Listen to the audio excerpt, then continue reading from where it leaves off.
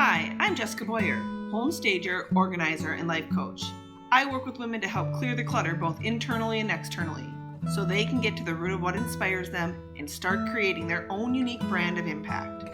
Follow me on this journey. Welcome to Create and Design, the beginning of dreams fulfilled.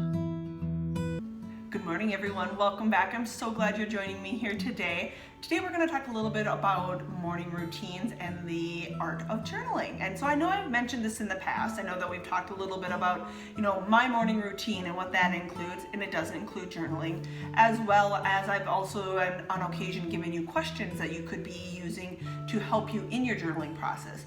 But today in general, I just want to talk about the art of journaling and the essence of journaling. For so many people and clients, when I start working with them and ask them to bring that into kind of their daily routine, that one of their first questions is, how do you journal? What do I write about? And I've kind of come to realize that many times I think it either has to be pretty, you need to have all the perfect markers and make it look good, you have to sound smart, stay positive. All those things are running through their heads on how they need to perfect it and that there's a right way to journal. And I kind of want to debunk that. I want to take that out of the equation. I don't think there is a right or wrong way to journal. Some people will take and utilize, some materials that ask daily questions, and they'll answer those questions. I've also found that when somebody is working through that process, when the material or the book or journal ends, they sometimes can feel stuck in continuing their process of journaling. So I want to bring into the idea of an activity that you can do anywhere, at any point in time, and it doesn't require any more materials than just a notebook.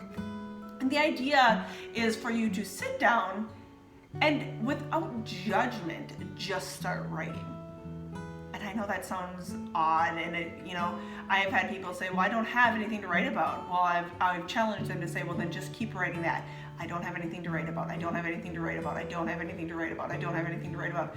And eventually they will have another thought come into their head. And so it's kind of more of a free form. And really what the idea behind it is, I think we are all programmed to do things so perfectly and right. And it sometimes doesn't. That is one of those processes or areas where it can be kind of a block for us then. So I am in this process hoping to kind of get you to that other side, out of that left brain and into the right brain, and challenge you to bring in more creativity. And oftentimes it just takes practice of just essentially free-forming it. You write everything and any thought that comes into your head. And it doesn't need to look good, it doesn't need to sound good. There's no editing to your journaling. It is just writing down the thoughts that come to your head. And the only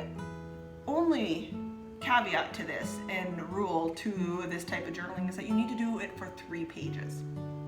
And that can be the challenge. But I will tell you, as you do this process over time, you will begin to realize that the creative thoughts come a little bit more easily. What you're trying to do is get out of that conscious thought and into the subconscious, and really get some of that creativity, some of those ideas to come forward for you. And then with that, then and the exercises that I have clients working with is we do this for about 8 weeks, and then at about that point in time is where I say, okay, now let us start looking back. Let's reread some of those journal entries that you have, and from there we will examine it and look for patterns that are arising in your journaling. What are some of your thought processes? Are you uncovering some desires? What are those reoccurring thoughts, whether they're positive or negative, that we need to work on? And so journaling can be hugely beneficial to the process of self-awareness. And so, like many of my clients, when they first start out, they kind of grumble about it. Many of them towards the end they are so shocked at the value that this has added to their lives. So I challenge you to start trying to do that form of journaling. Until next time. As always, the world is a better place with you in it. Join me again next time.